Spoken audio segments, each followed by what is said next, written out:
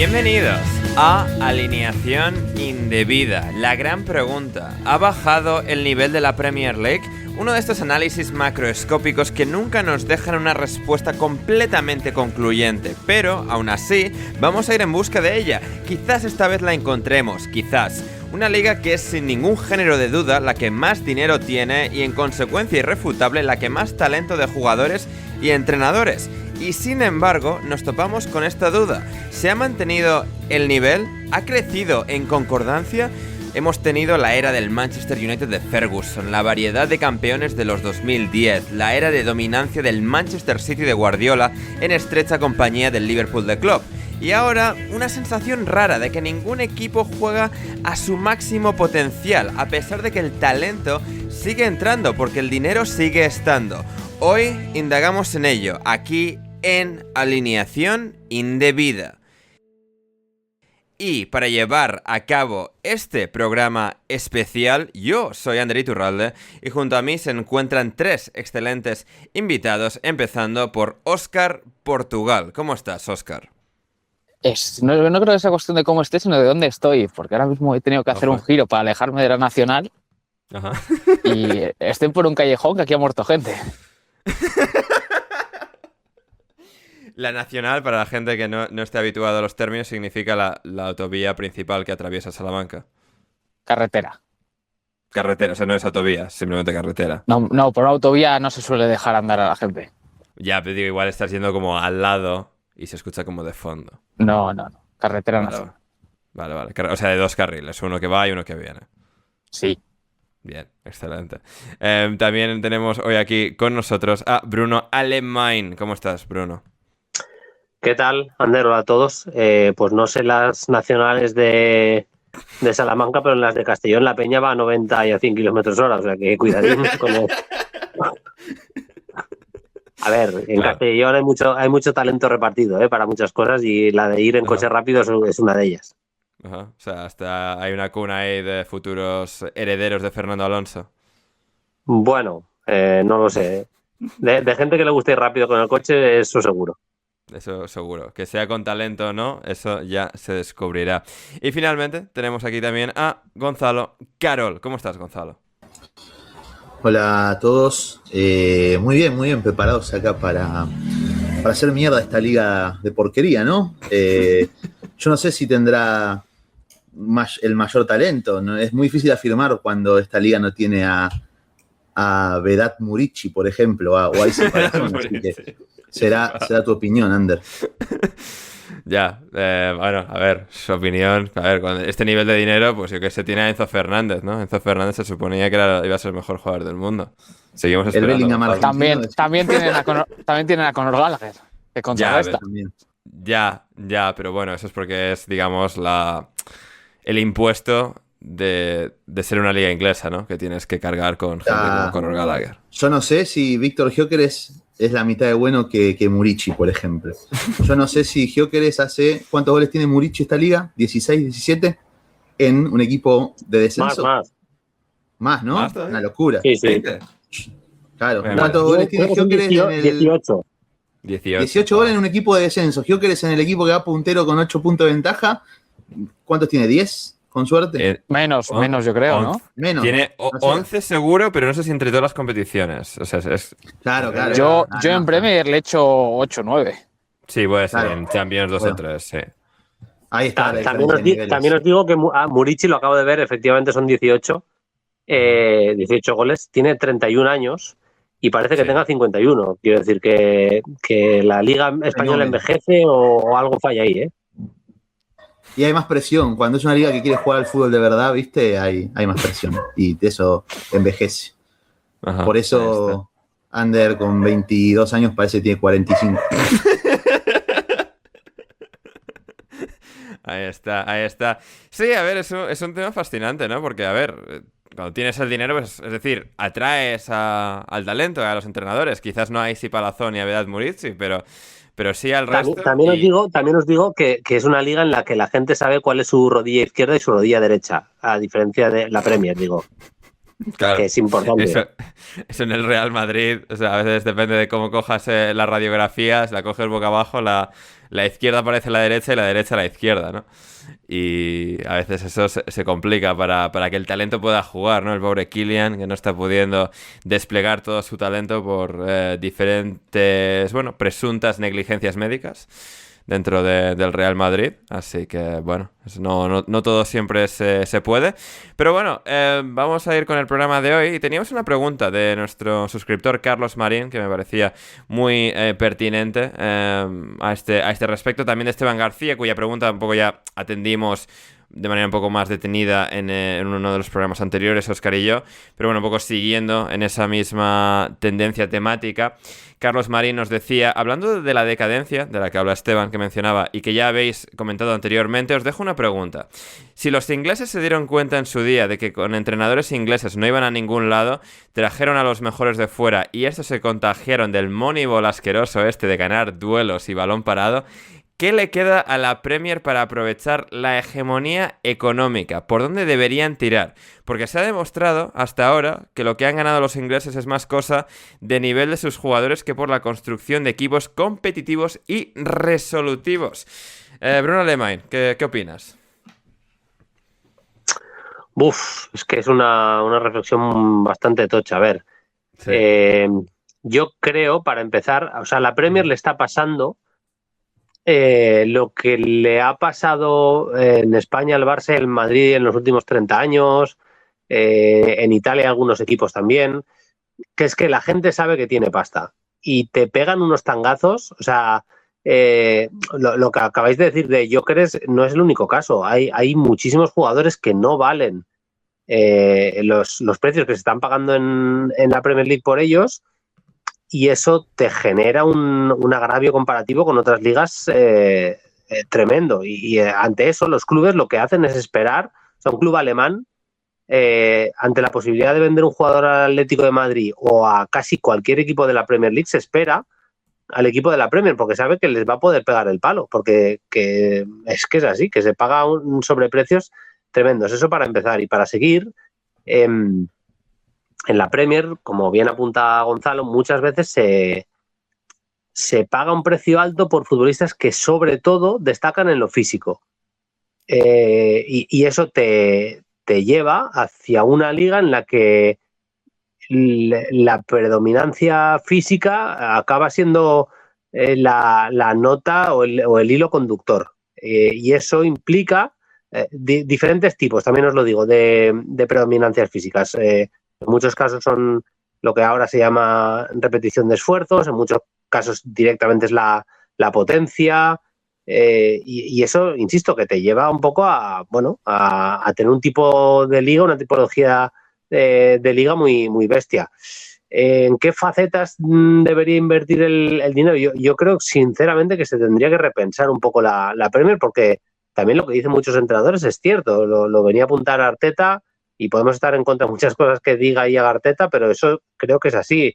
Hay un esfuerzo físico fin de semana tras fin de semana en la Premier League, incluso si nos apoyamos en que hay más partidos, porque hay, además de FA Cup, también Copa de la Liga, hay un esfuerzo físico superior en los partidos de Premier, y eso hace que muchos equipos lleguen a marzo hechos polvo. No es casualidad que haya 9 victorias de equipos españoles en el mes en los primeros meses del año, 9 victorias de equipos ingleses contra una de equipos españoles en los enfrentamientos directos, y en cambio llegue la eliminatoria de octavos y 3 equipos españoles fulminen a 3 equipos ingleses, ¿no? Me parece que la Premier League de alguna manera se lo tiene que hacer mirar, más allá de que su liga, por muchas razones, es mucho más espectacular que la liga española. No hablo de calidad solo, sino del pack completo, y en eso para mí la Premier gana la partida claramente.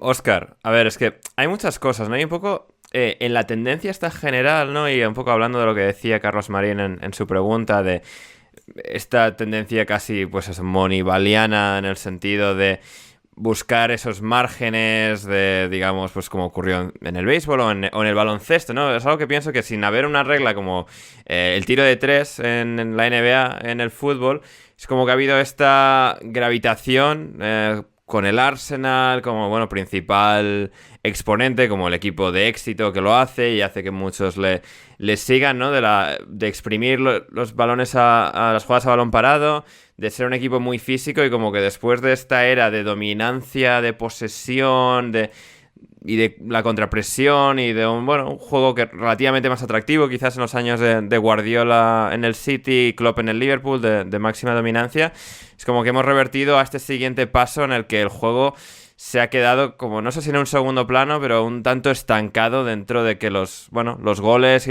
y lo que ganan los partidos se ha buscado a través de estas jugadas que existen dentro del fútbol como deporte. Sí, es un poco lo que tú dices, que incluso se ha dado la vuelta al concepto de Moneyball, buscando todo el beneficio en el margen enano, minúsculo, como pueden ser las jugadas a balón parado, que sí que creo que están bastante desaprovechadas en el fútbol en general.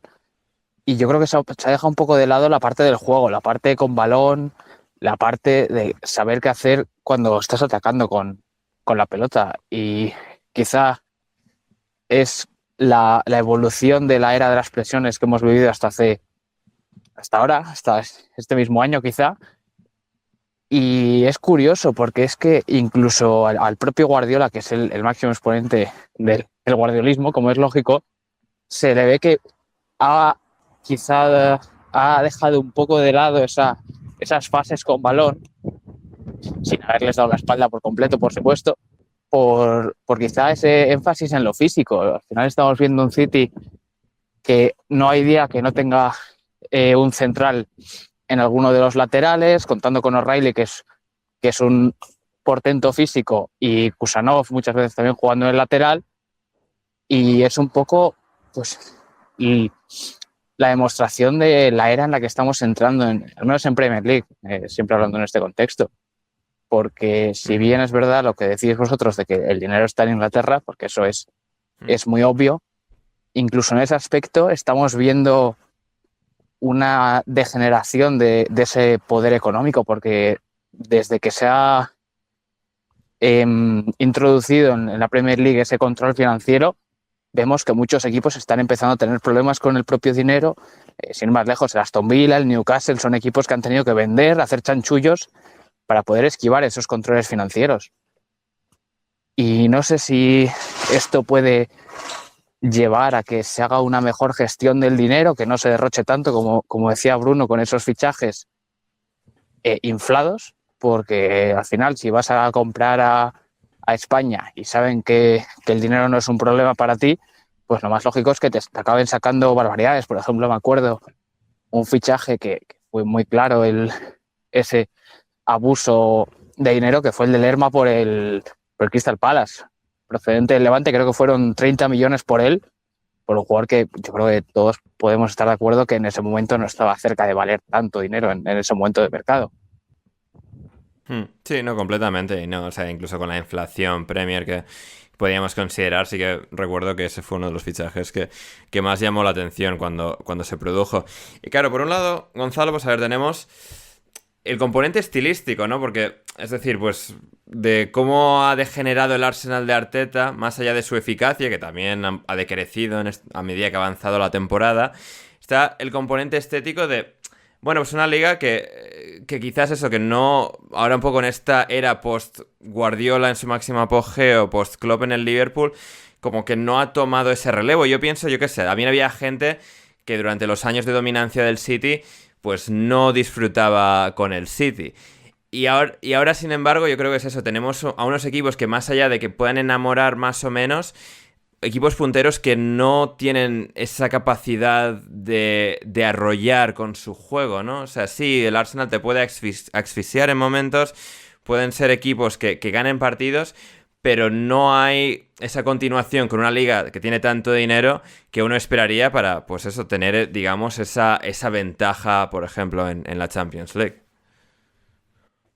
Bueno, en primer lugar, también enlazando con lo que era la pregunta de nuestro querido amigo Carlos, sí, por favor. Es más que nada, yo creo que los equipos sí compiten bien.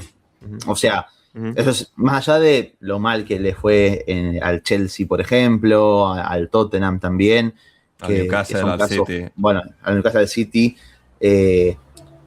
por lo menos en cuanto al plano local, son equipos que compiten bien, más allá de si son irregulares o no. Podemos decir que al final hay tanto equipo tan irregular en Premier y se debe a que todos los equipos tienen mimbres para competir, porque de repente tenés a un Fulham de mitad de tabla, por lo general mitad de tabla baja, pero entre el puesto siempre 11 y 14, por ejemplo, que te gasta 40 millones en un fichaje. Lo mismo tenés al Bournemouth y así podemos enumerar a varios equipos que hacen que un poco sea cierto que hay una paridad que, por ejemplo, bueno, estamos viendo una lucha por entrar a Champions entre 4 equipos que parece, salvo bueno, United y Aston Villa ahora estas últimas semanas, que parece que pelean por ver quién no entra más que quién entra.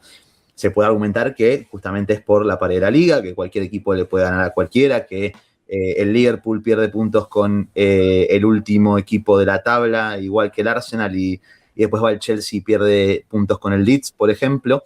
Pero yo creo que el problema en sí también se debe, primero, a que esa absurda cantidad de plata que manejan los equipos ingleses hace que, a diferencia de otros equipos, de otras ligas, podemos agarrar mismamente la Liga Española, donde los clubes tienen problemas para básicamente anotar a sus jugadores, pese a que los fichan por temas salariales y demás. Esto los obliga muchas veces a moverse con más cautela, ¿no? Con un poquito más de inteligencia para compensar quizás la falta de recursos. A mí me da la sensación que los equipos en Premier muchas veces, desde sus direcciones deportivas, no se mueven de forma inteligente, buscan, por ejemplo, no sé, Newcastle, te dicen 30 millones por Willock, dale, vamos, 25 millones por Jacob Ramsey, que es el mismo jugador que Willock, es exactamente la misma persona, pero clonada, lo querés, listo, dale, 30 millones más, dale, para adentro, y así sucesivamente. El Forest, tenés 4 delanteros en nómina, te saca Calimundo sin usar, lo cedemos, pero te traigo a Lorenzo Luca por 30. ¿Lo querés? Sí, bueno, Lorenzo Luca ni juega y tenés otras posiciones en donde quizás sí se necesitaba una mejoría que no lograste. Y así es en todos los equipos. Chelsea quizás el máximo, Chelsea-Liverpool, mejor dicho, esta temporada, quizás los máximos ejemplos de lo que es una dirección deportiva que se basa más en el derroche, en fichar.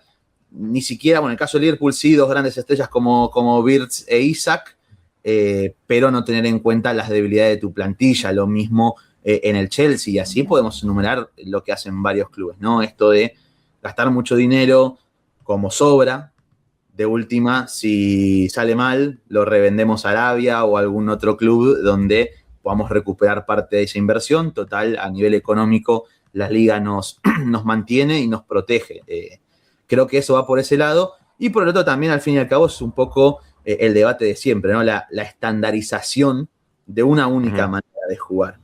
Creo que esto, junto con esto que estamos desarrollando en cuanto al armado de los planteles y al derroche de los equipos, la estandarización de una manera de jugar, que obvio que todos tienen sus matices, ¿no? Obvio que uno puede decir que el Wolverhampton no juega, o el Burnley no juegan de la misma manera que el Arsenal o el City, pero sí, la base de la gran mayoría de equipos se cimientan sobre lo mismo, ¿no? Sobre quizás un juego posicional, donde se limita la creatividad de los jugadores. Es el debate de siempre, ¿no? Posicionalismo contra funcionalismo, que tampoco uno pide que los jugadores hagan lo que quieran, que el que es lateral aparezca de 9 por ser un equipo funcionalista o cosas por el estilo, sino que sí que haya ciertas libertades para los mejores jugadores para poder brindar soluciones más allá del plan preestablecido. De hecho, venimos de una final de la Copa de la Liga en donde el City al Arsenal le planta una línea de 4 delanteros para tapar cualquier progresión en la salida desde abajo, y el Arsenal no tuvo ninguna manera de contrarrestarlo porque no había un solo jugador, ni los mediocampistas, ni los delanteros, ni los extremos, ni los laterales que aporten algo distinto a lo que ya estaba previamente establecido en la hoja de ruta de Mikel Arteta. Entonces, también hay que poner un poco en jaque la figura no solamente de los jugadores, porque creo que los jugadores deberían tener cierta rebeldía para poder dar esa solución cuando el partido o el plan no puede ser ejecutado a la perfección, sino también de los propios técnicos. Y esto creo que ya lo he comentado varias veces, es algo que el propio Juan Malillo ha dicho en conferencia de prensa, hablando de cómo en todos lados del mundo empiezan a verse entrenamientos similares cuando antes no era así. Sí, no, completamente. Y sí que esto es algo interesante, Bruno, quizás como ese siguiente paso que también mencionaba Óscar después de pues la época de la dominancia posicional con balón y las contrapresiones que podemos más o menos ejemplificar con el City y el Liverpool, como pues ha derivado en un fútbol, y particularmente en la Premier, pues más explícitamente físico, ¿no? De jugadores de muchísimo recorrido, pero quizás no con el mismo abanico de aptitudes futbolísticas, por así decir, o aptitudes técnicas con balón que diversifiquen un poco, en términos estéticos al menos, las capacidades de sus equipos, ¿no? Y como, pues eso, el Arsenal siendo un poco el líder en términos de... Bueno, obviamente con el City todavía, pero bueno, con un City en decadencia con lo que ha sido, siendo pues una especie de líder en cuanto a cómo se ha jugado, a cómo se ha perseguido jugar en estos últimos años. No sé, ¿tú qué reflexionas respecto a un poco este cambio y priorización quizás de perfiles un tanto distintos a los que podíamos ver hace 10 o 5 años?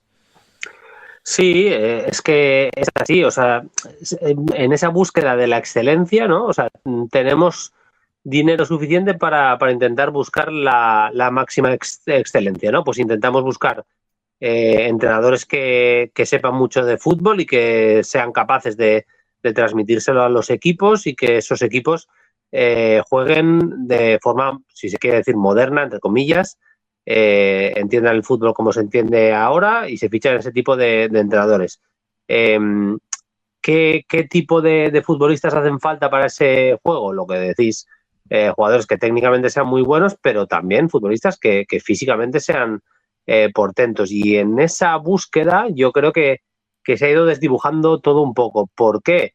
Pues es multifactorial, no hay una sola razón. Por ejemplo, los equipos se han dado cuenta que el balón parado es muy importante y que si hay tanta igualdad, si prácticamente todo el mundo, como decía antes Gonzalo, juega parecido, hace cosas tan parecidas y ficha jugadores tan parecidos, perfiles tan parecidos entre ellos, pues al final, ¿cómo vas a marcar la distancia? ¿En un partido que esté muy igualado? Pues con el balón parado. Y se gasta mogollón de pasta en el entrenador propio del balón parado y en futbolistas que puedan marcar las diferencias en esa faceta.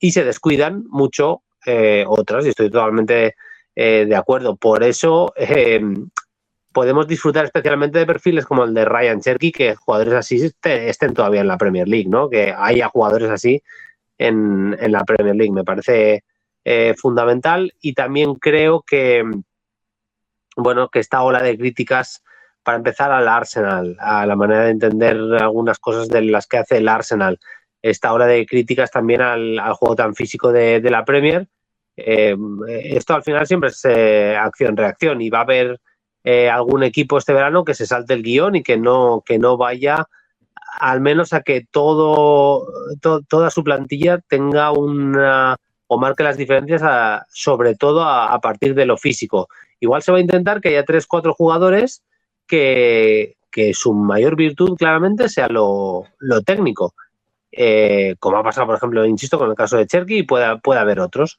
Pues vamos a ver si este verano ya no empieza a haber un inicio de cambio que nunca va a ser rápido, que nunca va a ser fugaz, que va a llevar su tiempo, que esto es un proceso como todo.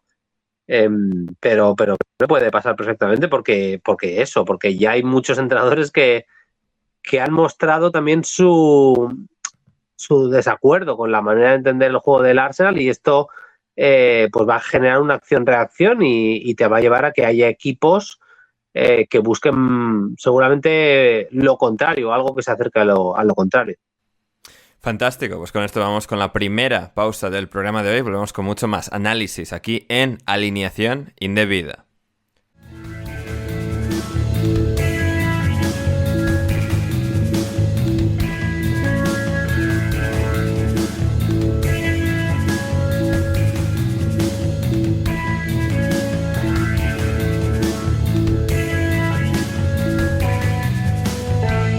Continuamos aquí en Alineación Indebida, en este programa especial hoy de lunes de análisis, no de actualidad, sino un poco el análisis de lo que hemos observado esta temporada en la Premier League y qué conclusiones podemos sacar tanto desde el punto de vista estilístico como de proceso, por así decir, de los diferentes equipos. Óscar, y me da la sensación que al final volvemos al mismo origen del mal, que es el Arsenal de Arteta. Sí, a ver, al final lo más común es que el equipo más dominante en una época concreta del fútbol pues sea el que representa eso. Al final siempre se habla de la Premier de Guardiola en referencia a ese cambio que vimos al final de la década pasada con la llegada del propio Pep, de una liga mucho más física, mucho más de ida y vuelta. Siempre se habló de la famosa Premier de ida y vuelta, y pasamos a una Premier mucho más posicionalista, con equipos que eran mucho más preciosistas con el balón. Y pues ahora, como estamos pasando a una época más defensiva, al final el equipo que mejor lo representa es el Arsenal de Mikel Arteta, que se basa en primer lugar en una defensa muy bien estructurada, con grandísimos centrales y laterales también más enfocados en la parte de atrás que en el ataque. Y bueno, ¿qué más me gustaría a mí que ver un Arsenal como el que vimos hace 3-4 años en esas peleas por el título con el City, que llegaron hasta las últimas jornadas? Pero al final, si tu entrenador cambia su forma de pensar, pues es lo que hay.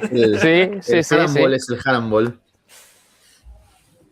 El Arteta Ball, el nuevo bautizado como Arteta Ball, claro. Pero vamos, que al final no es una cosa solo del Arsenal, estamos viendo bastantes equipos dentro de la Premier League que han optado por este enfoque mucho más de presión, del juego sin balón, reducir al contrario a la mínima expresión de ellos mismos.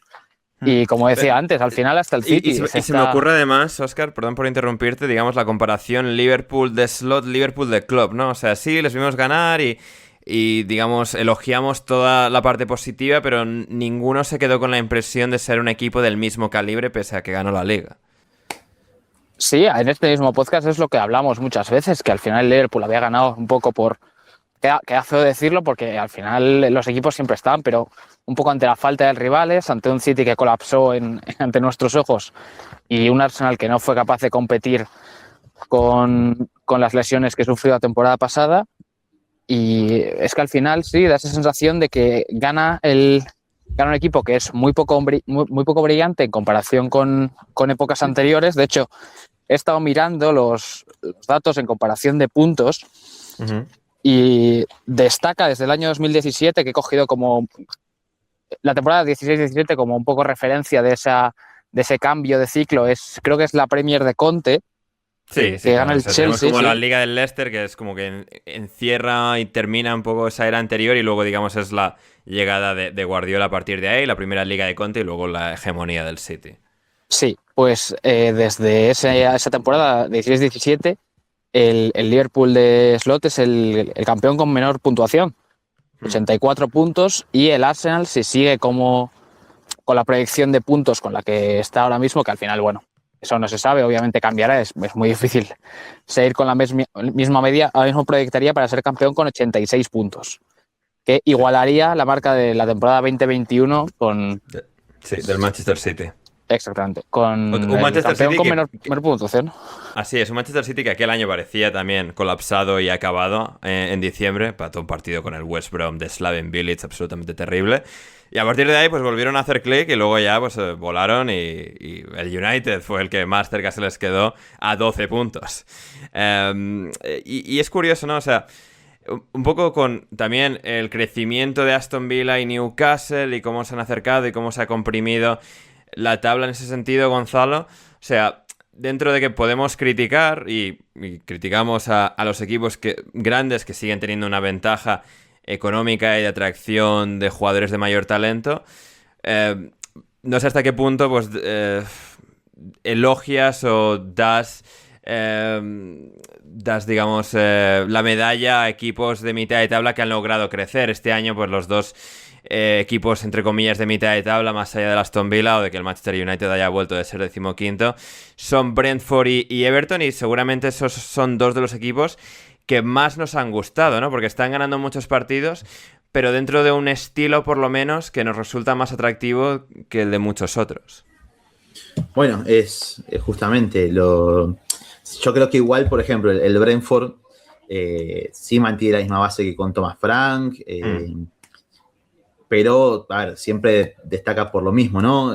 Ser un equipo muy intenso, ser un equipo que juega a ritmos altísimos y que también, a ver, yo creo que que el Brentford va un poco en la línea hacia donde están apuntando la mayoría de equipos de la Premier League esta temporada. Lo que tiene es que es un equipo armado para poder explotar correctamente eso, justamente, ¿no? El juego directo con Igor Thiago, tenés jugadores rápidos que van a correr a la espalda, con Ouattara, con Jade, a quien quieras poner de las opciones que hay arriba, mediocampistas que son capaces de abarcar mucho terreno, pero que también tienen muy buen pase, son en cierto punto obviamente creativos, obviamente Mikkel Damsgaard uno de ellos, Jensen, Janelt, y así también podemos ir enumerando línea por línea, una defensa que físicamente es muy fuerte y además sí, a diferencia de otros equipos, han detectado dónde es que faltaban efectivos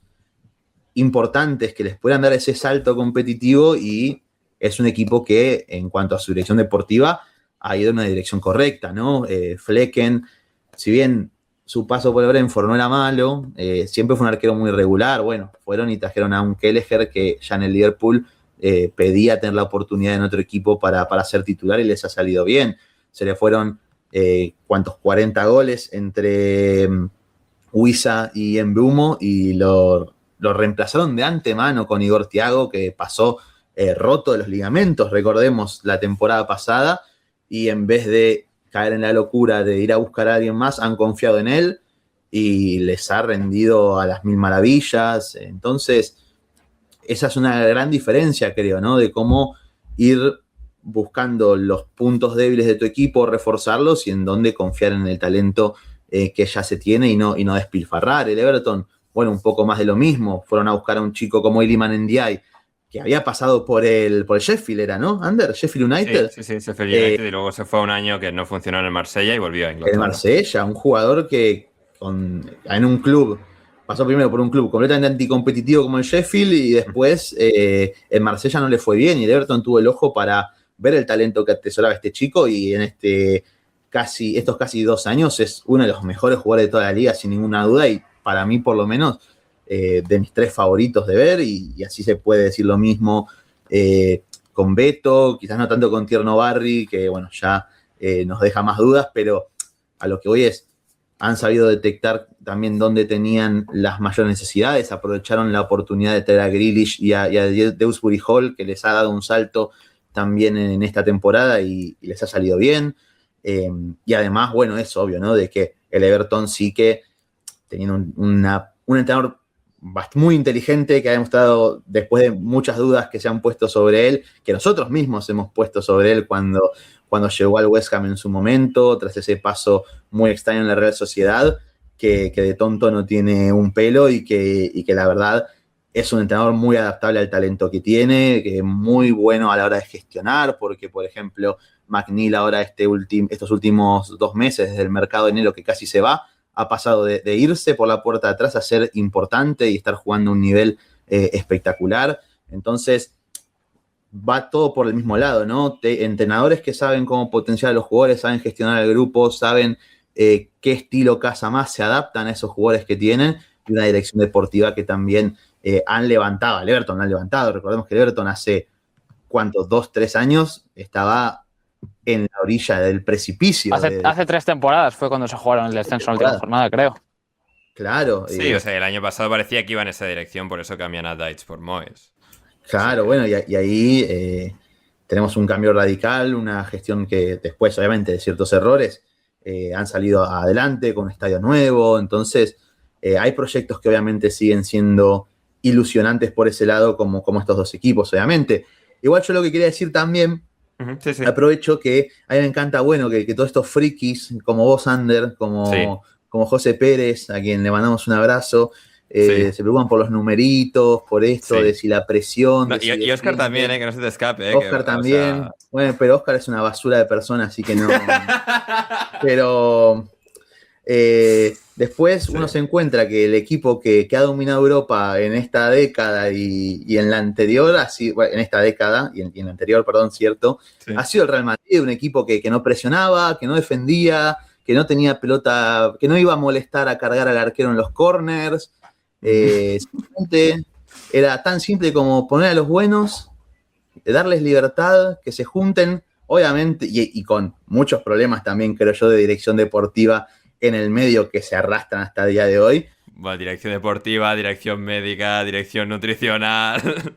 Pero que así todo, creo que hay una diferencia importante en cómo justamente un equipo así, que se centra en otras, que se ha centrado el mejor de los Real Madrid, no el Real Madrid actual, en otras cuestiones que estos equipos a día de hoy no apuntan, ¿no? No precisamente al juego físico, al tener mediocampistas que se impongan en la presión, sino jugadores que entendían muy bien el juego, obviamente.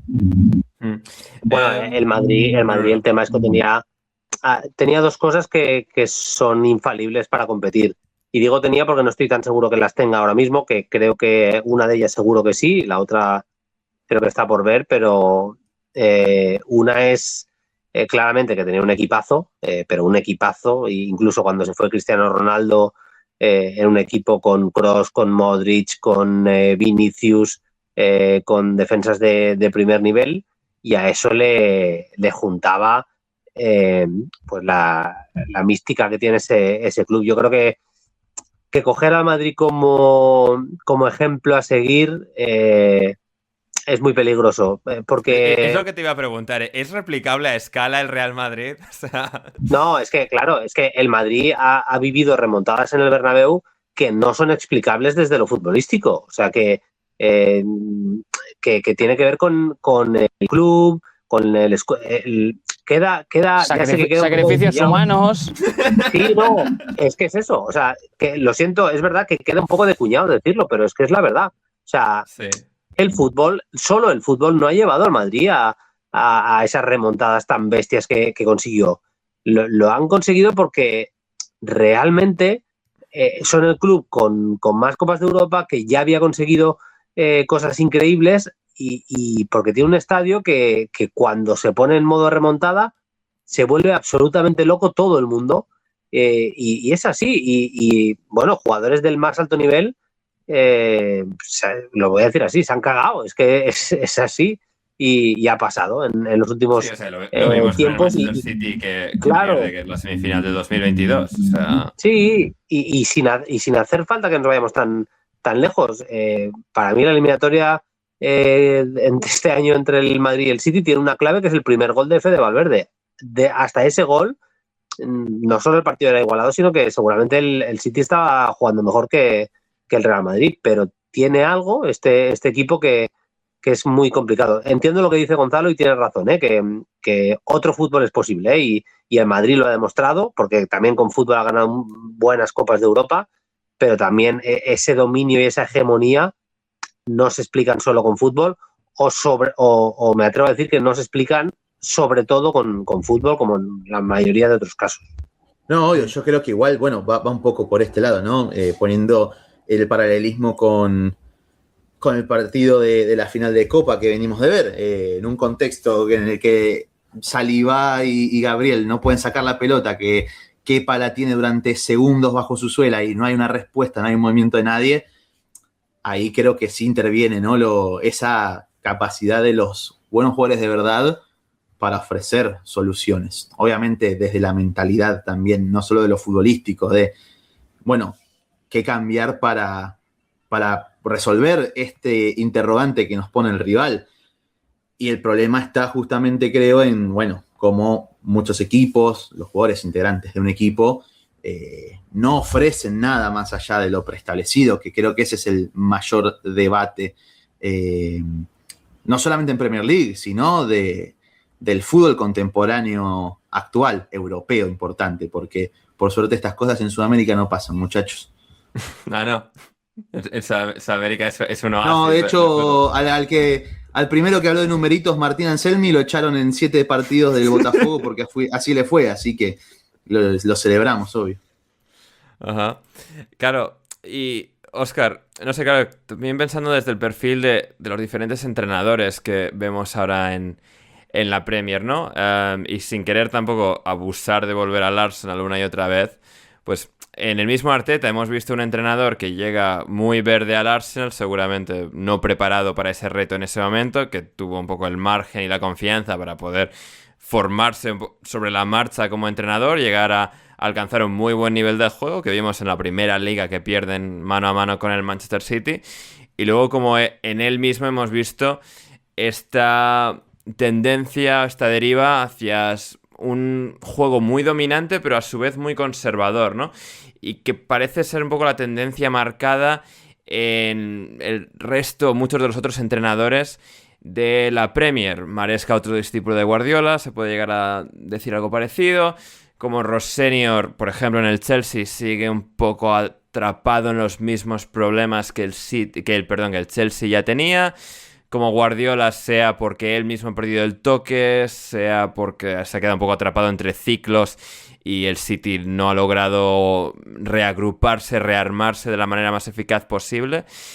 No sé, desde el punto de vista de entrenadores y cuánto pueden afectar y si pueden a través de ellos, o como Ancelotti también era una nota increíblemente discordante respecto al resto del fútbol de élite, pero en perfecta concordancia con el club en el que estaba, que era el Real Madrid. No sé, ¿crees que podemos ver en los próximos años una nueva dirección, un nuevo giro de tuerca que nos inspire un poquito más de los entrenadores? Porque ni siquiera, un poco como lo que decíamos antes con el Liverpool de Slot, que tampoco ellos terminaron de darnos como ese aliento fresco, ¿no? Y un año después, pues, hablamos cada semana de cuándo le va a reemplazar Xabi Alonso. Sí, es que los entrenadores es una cosa curiosa. A ver, obviamente todo puede cambiar porque en el fútbol todo cambia en un pestañear de ojos, pero es una tendencia que hemos visto con muchos entrenadores que vienen desde fuera caracterizados por un fútbol bonito de ver, entretenido, sea de una forma o de otra, sea con presión, sea con balón, sea más posicionalista, menos posicionalista, más funcional, menos funcional, ahí para Gonzalo. Pero al final todos más o menos acaban adaptándose a esta homogeneización, Sí. como he dicho, No, del fútbol inglés. Porque, por ejemplo, Hurseler, al llegar a Brighton, yo recuerdo que me gustaba bastante su equipo al principio. Y ahora es como, sí, bueno, siguen siendo el Brighton, siguen siendo mínimamente diferentes, pero es un poco dentro de los límites que hay establecidos en la Premier. Emery, dentro también de que vino con su fútbol, con el que todos conocemos, pues un poco también se ha acabado adaptando y siendo un equipo del montón. El propio Arteta, que sí que es una persona, no solo un futbolista, que se ha criado en Inglaterra prácticamente, lleva allí desde que es muy joven. Pensé que ibas a decir que es una persona nefasta, que sería... No. Pero al final hemos visto un poco esa misma progresión en su equipo, de sí, al principio al principio, línea de 3 y que no pasara ni Dios. Pero luego al principio, pues eso, era un entrenador tratando de sobrevivir. Sí. Pero luego un poco conforme se fue haciendo más fuerte la plantilla, vimos un fútbol muy propositivo y que a todo el mundo le gustaba. Yo recuerdo gente que conozco que me decía que empezaba a ver al Arsenal por lo bien que jugaban y lo entretenido que eran sus partidos. Pero, de nuevo, al igual que el resto un poco, se ha ido echando hacia el lado. No me sale decir negativo porque sí que creo que sea más aburrido, ¿no? Todas las formas de jugar son igual de válidas, pero sí, al final es una forma de jugar más aburrida para el espectador. Y es un proceso que hemos visto con muchos entrenadores y quizá los que no se han adaptado o los que no han sabido adaptarse han acabado fuera de la liga.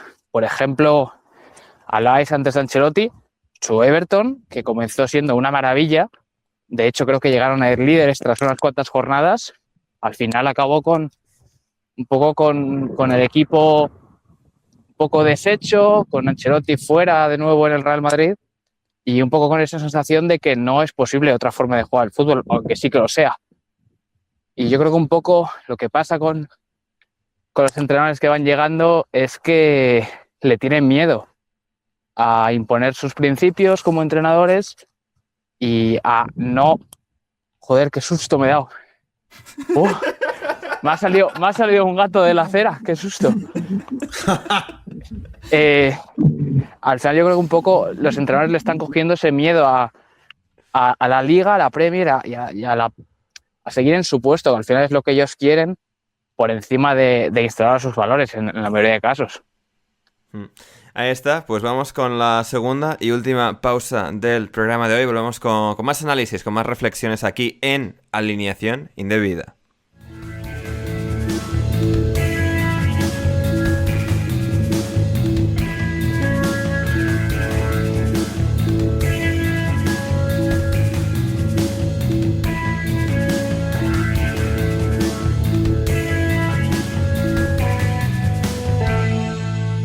Ya estamos de vuelta en Alineación Indebida para el tramo final del programa, tras la pausa musical publicitaria. Si queréis evitaros los anuncios, os podéis suscribir en patreon.com/alineación indebida desde tan solo €1 o $1 al mes y podréis acceder no solo a este contenido, sino a muchísimo más contenido extra y premium semanal que hacemos semana a semana, valga la redundancia.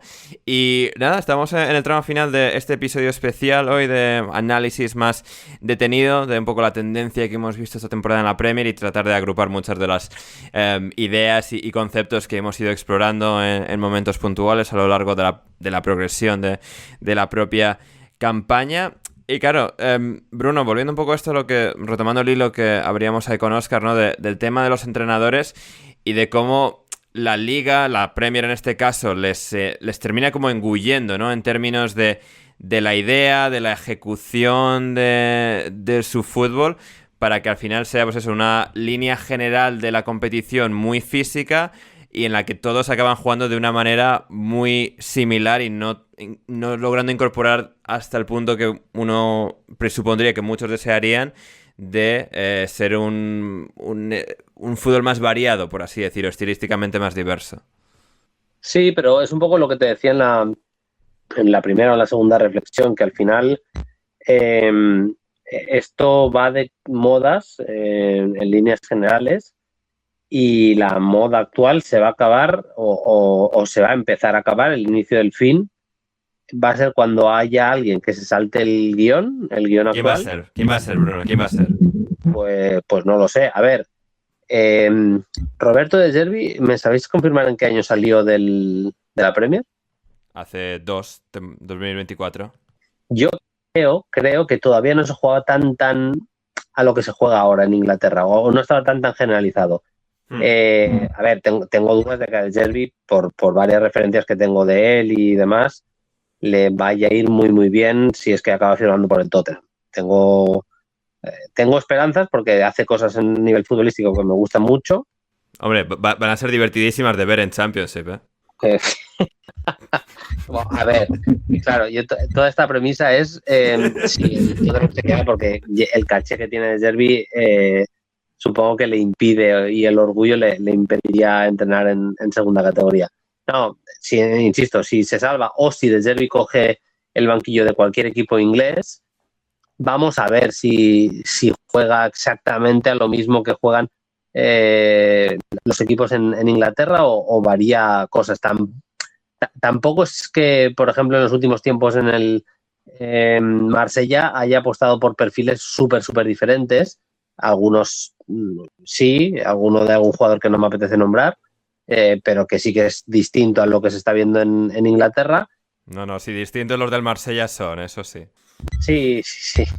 No, pero pero en serio, no sé quién va a ser, pero se trata de eso, se trata de que haya alguien que se salte el guión, que le vayan bien las cosas y a partir de ahí generar una antimoda que lo guay sea saltarse el guión, ¿no? Ujú. Y a partir de ahí generar, pues eso, que ese efecto dominó, ¿no? Que haya muchos equipos que quieran copiar esa idea. O también es otra opción, que alguno de los entrenadores actuales se dé cuenta que, pues, que cambiando las cosas también le pueden ir las cosas bien. Guardiola parece haberse dado cuenta este fin de semana, espero que se haya dado cuenta este fin de semana, que Ryan Cherky no es bueno solo entrando en el segundo tiempo cuando los rivales están cansados. Ryan Cherky es bueno en general y tiene que jugar cuantos más minutos mejor.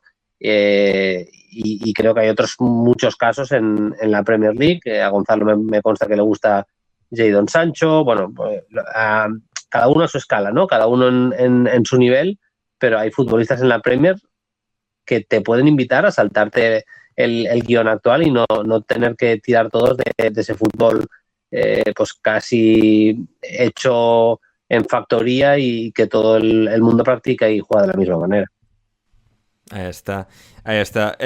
Gonzalo, a ver, como alguien que obviamente se fija mucho en esto y que hace mucho énfasis en los diferentes matices, las diferentes características de los entrenadores, porque, a ver, siendo muy fan como eres de Carlo Ancelotti, también has tenido gran admiración por gente más, entre comillas, posicional, pero que aún así lograban practicar un fútbol bastante dinámico y vertical, como Graham Potter o el mencionado Roberto De Zerbi. No sé, ¿qué aspecto tiene para ti un posible hipotético siguiente cambio de ciclo que nos pueda permitir ver una Premier League en términos generales un poquito más depurada en términos de juego? Y para mí lo ideal sería, empieza el partido y los técnicos en la tribuna, incomunicados. Ni al vestuario, bueno, pero la idea de En partido el ya vestuario- la tienen en la cabeza los jugadores, ¿eh? En el vestuario no importa, pero ahí los jugadores van a poder hacer ni los cambios hacen, los cambios los elige el capitán del equipo.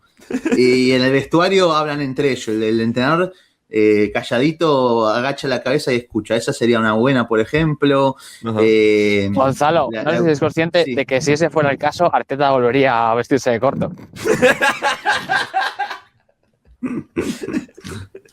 Sí, o sea, eso es verdad, gran punto. El tema es para ver a lo que le da. Si se viste de corto, no creo que le dé para más que un Notts County actualmente, algo por el estilo.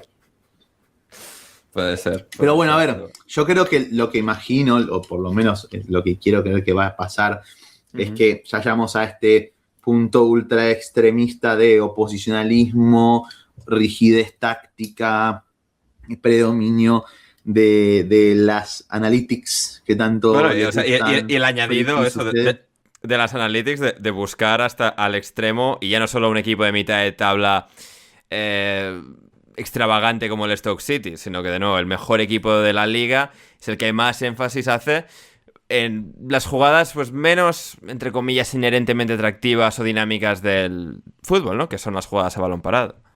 A ver, yo creo que, o por lo menos mi esperanza es que los equipos empiecen a ir en la otra dirección. Al final, a ver, en el fútbol, lo cierto y lo innegable es que hay táctica desde el comienzo de este deporte, ¿no? Siempre predominó la táctica, siempre hubo novedades de ese estilo que fueron imponiendo desde distintas escuelas. Eso es obvio y es innegable, nadie puede hacer de cuenta que eso no existe y que hay cosas mismas que ahora se replican, que hace 100 años, 120 años se hacían de igual manera. Eso es innegable y que se siguen trayendo esas ideas a la actualidad. Y así como se siguen trayendo ideas del pasado, yo creo que eso va a seguir ocurriendo en la otra dirección. Quizás no al punto de ver una táctica que pase a un plano secundario, creo que eso ya es inevitable.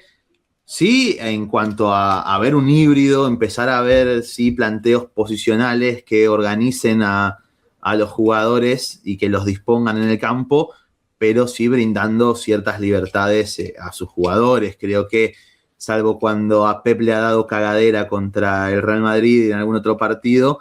Lo hemos visto con Cherki cuando ha confiado en él, lo hemos visto con Aït-Nouri, con el propio Bernardo, que no es santo de mi devoción, lo hemos visto también con esas libertades, más allá de que después sí haya compensado con otras cosas. Bueno, en la final de Copa justamente, que es lo más cercano, por eso me remito tanto a si ha optado por Semenyo, Doku abiertos en las bandas, pero así como optó por eso, también lo hizo con, bueno, una línea defensiva bien plantada arriba, siendo valiente, con Cherki y Bernardo moviéndose por el frente de ataque, generando ciertos espacios y ventajas entre las líneas del bloque bajo del Arsenal.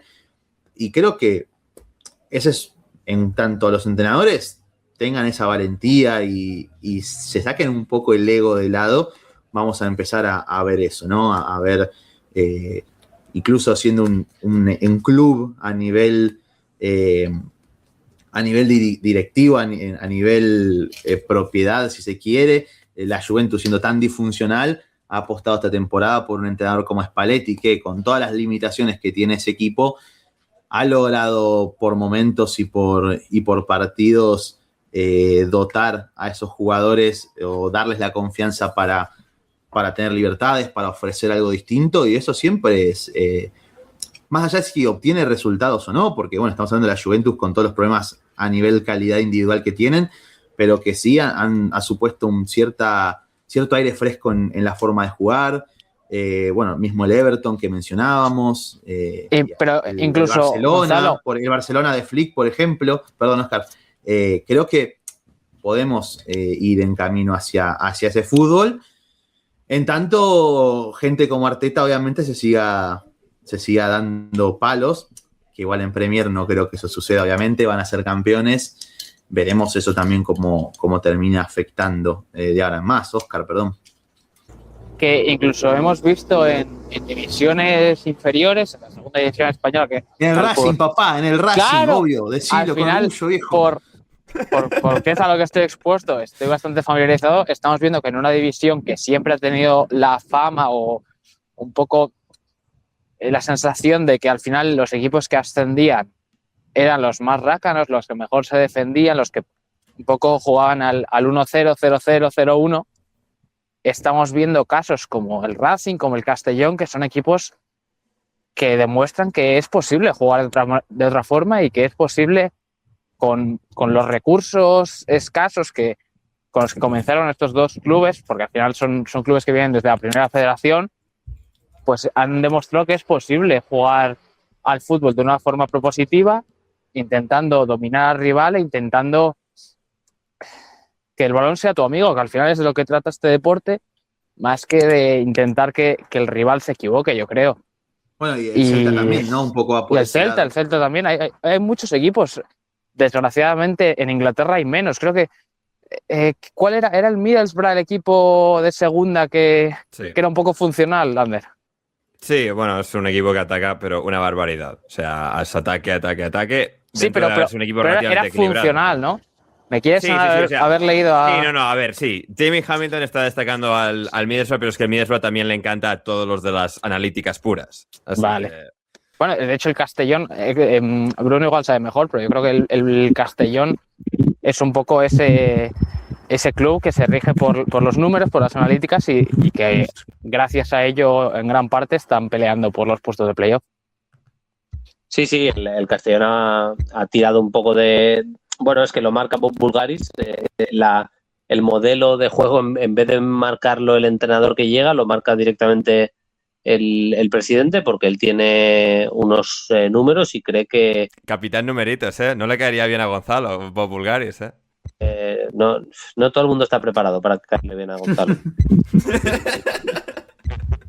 No, pero en serio, que es verdad que tiene esa manera de entender el fútbol y a partir de ahí, evidentemente, entre entrenadores y jugadores le ofrecen sus matices. Todo esto también es un poco, o sea, tú te pones a mirar al primer Barça o los primeros Barças de Guardiola. Guardiola se ha hecho un poco más talibán con el tema de las posiciones y demás con el tiempo. El primer Barça de Guardiola, la cantidad de... Lo que pasa es que tienes que también tener jugadores buenísimos. Claro, que tienes jugadores que pueden jugar todos al primer toque, pues... Claro, y que se cambien las posiciones de manera natural y todo fluya.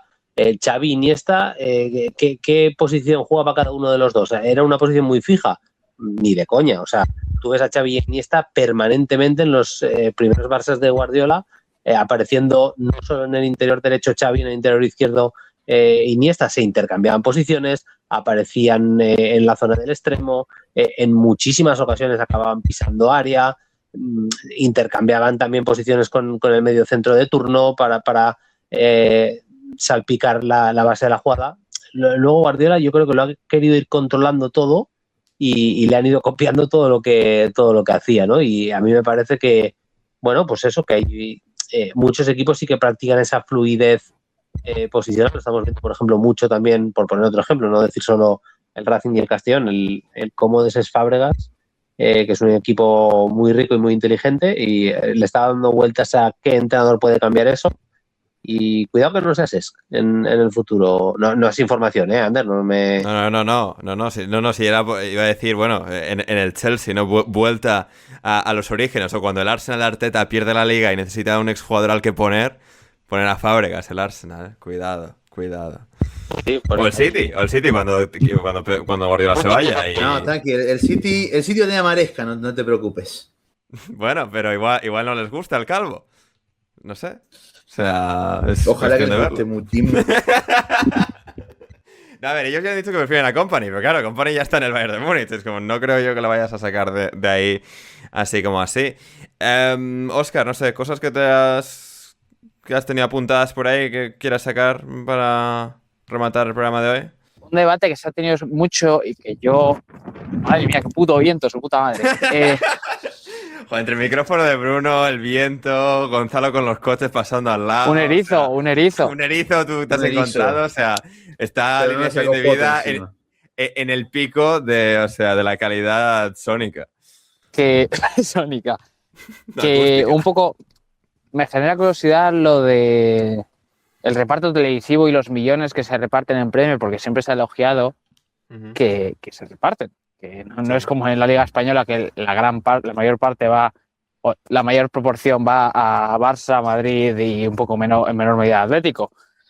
Porque he estado mirando los gastos en fichajes por los equipos de Premier League y he ido comparando desde el año que dije, temporada 16-17, he comparado los gastos de los equipos que quedaron en el top 6 en la temporada anterior y lo que gastaron. Porque al final siempre hemos reconocido, siempre se ha podido ver que los equipos que más gastaban eran los que entraban a Champions, los que estaban en Europa, porque tenían ese ingreso extra. Sí, y sobre todo siempre está como muy bien correlacionado, más que incluso con los fichajes, con el gasto en sueldos. Sí, de hecho sobre sueldos también tengo algunos numeritos de estos que les gustan a Gonzalo, que ahora os busco, pero respecto a los fichajes, creo que se nota una división bastante importante desde el COVID, porque al final el gasto se ha ido incrementando conforme ha pasado el tiempo, conforme se han visto incrementados los ingresos por televisión, pues más dinero para todos y más fichajes que han podido hacer en Premier League, más notable que te ha hecho este derroche de dinero. Previo al COVID, los 5 años anteriores, incluido el del COVID, un 46,2% del dinero que se ha gastado en Premier en fichajes ha sido por esos 6 primeros clasificados que tenían acceso a las competiciones europeas, respecto a un 40,9% desde entonces. Tengo curiosidad por saber por qué pensáis vosotros que se puede ver esta sensación de que cada vez se gasta más por abajo en vez de por arriba, porque ahora sí que estamos viendo muchos equipos que recién suben con ese ingreso por ascender, son en muchos casos los que más gastan. De hecho, esta temporada tenía por aquí apuntado, de los 13 equipos de Europa que más gastaban, 11 eran ingleses, siendo 2 de ellos el Sunderland y el West Ham, que son equipos que al final luchan claramente desde el primer momento por no descender. Al final, que 2 equipos que luchan por no descender, yo creo que puede influir en esa igualdad que estamos viendo en Premier League por arriba y por abajo. A ver, eso creo que se da particularmente porque en el caso de West Ham, teniendo en cuenta que viene muchos años en Premier y No, Gonzalo, no sé West Ham, bien. por cierto, que es el 17º equipo de Europa que más paga en sueldos. Eso te iba a decir, el tema de los sueldos. Llega a bajar el West Ham a Championship y hay que ver cómo arreglan las cuentas con eso. Hay que acomodar las Sí, cuentas. y hay que ver cómo lo hace el Tottenham, que está bastante más Y el arriba. Tottenham también, que estará mucho más. Quiero ver cómo lo hacen con el contratazo del grandísimo Conor Gallagher, el mayor estafador en la historia del planeta Tierra. Entonces, nada, yo entiendo que para el West Ham le será más rentable ir y gastar 50 millones entre Tati Castellanos y el otro que trajeron de Portugal para buscar salvarse Pablito y Tati, gastarse esa cantidad para buscar salvarse del descenso y bueno, tratar de adelantarse a lo que podría ser un pequeño problema administrativo que tendrían. Lo mismo el Sunderland, creo que es otra cuestión, ya sea Premier, y lo que ha quedado claro con equipos como el Norwich, como el Burnley y como el Southampton, es que si no haces una inversión fuerte de verdad, claro, por más bien que te haya ido en Championship, por más superior que haya sido, como lo ha sido el Burnley estos últimos 2 ascensos que ha ascendido prácticamente caminando, es que con la base de Championship no te alcanza y tenés que cambiar hasta el 80% del equipo. Y el Sunderland, imagino que después de haber tocado fondo en tercera división, no ha querido repetir eso y ha buscado correctamente porque le ha salido bien. El Nottingham Forest hace 4 años también. El Forest también, obvio. Muchos jugadores. Claro, han ido por el lado de, bueno, gastamos el dinero que tenemos para poder mantener las cuentas a futuro y asegurarnos seguir en Premier y seguir teniendo el estatus que nos ganamos, ¿no? Por eso, capaz lo del Burnley impacta más, porque es un equipo que en Championship, si baja este año, muy probablemente vuelva a subir caminando otra vez, pero de una manera más austera, ¿no? Hasta que yo creo que llegará el punto en el que o quedarán en Premier después de ir ajustando ascenso tras ascenso, o pasará como el Norwich, que irán en toda la dirección contraria. Muy bien, y con eso pues dejamos el programa aquí por hoy.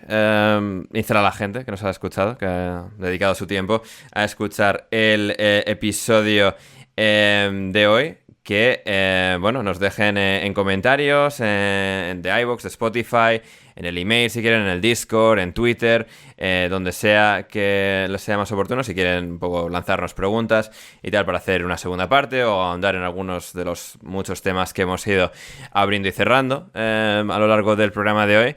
Todas las sugerencias son bienvenidas, así que con esto terminamos por hoy. Estamos teniendo algún problema técnico con Bruno que estábamos intentando subsanar para despedirle por hoy, pero parece que no vamos a poder. En todo caso, le agradecemos a Bruno enormemente su participación en el día de hoy. A quien podéis seguir obviamente en el podcast Play Football, en todo lo que hace en la cadena SER, en @BrunoAlemain, lo podéis encontrar la mayoría del tiempo. Y nada, Gonzalo, muchas gracias por tus sabias aportaciones y bueno, pronto dedicaremos algún otro programa así de más pausado y reflexionado análisis para que puedas seguir ilustrando a nuestra querida audiencia.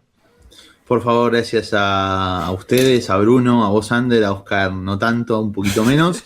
Y a los técnicos menos que menos, ¿no? Ya lo dije, el día que a los técnicos les practiquen la eutanasia, menos a nuestro querido Lorenzo Andrés Manchado, al que le mandamos un abrazo también, siempre hay excepciones, pero ya, Cristian Colás, perdón, tenemos amigos técnicos, qué duro. No, Chris Lenz se puede ir tranquilo, no pasa nada. Un libertario menos en este mundo no le hace daño a nadie, así que con eso, el día, insisto, que practiquen la eutanasia en el 90% de los entrenadores, el deporte todos los deportes serán mejores deportes. Abrazo. Ahí está, gracias, Oscar. Gracias a vosotros, y por si la gente tiene curiosidad de a lo que he dedicado mi tarde, dejaré el folio con mis anotaciones, con muchos datos que estoy recopilando para el podcast en el Discord, y incluido una gráfica del gasto en fichajes y las ventas que han tenido los equipos de Premier. Así que si la gente lo quiere ver, que entre en el Discord y lo vea. Maravilloso, fantástico. Que hagan eso, que se suscriban al Patreon. El link está en la descripción, como las cuentas de Twitter de cada uno de los panelistas de hoy. Espero que hayáis disfrutado un poco de este cambio de ritmo con este programa especial de parón internacional, de análisis un poco de lo que ha sido la temporada hasta el día de hoy. Y nada, volveremos entre semana con más actualidad, los últimos clasificados al Mundial, todo eso. Aquí estaremos para analizarlo seguro, y la semana que viene ya de vuelta, no con la Premier, pero sí con los cuartos de final de la FA Cup, así que tendremos fútbol de fin de semana en Inglaterra que estaremos aquí analizando. Pero nada, yo soy Ander Iturralde, muchísimas gracias por estar al otro lado, espero que os hayáis divertido, que os hayáis entretenido, que hayáis aprendido algo, y hasta que nos volvamos a reencontrar, pasadlo bien.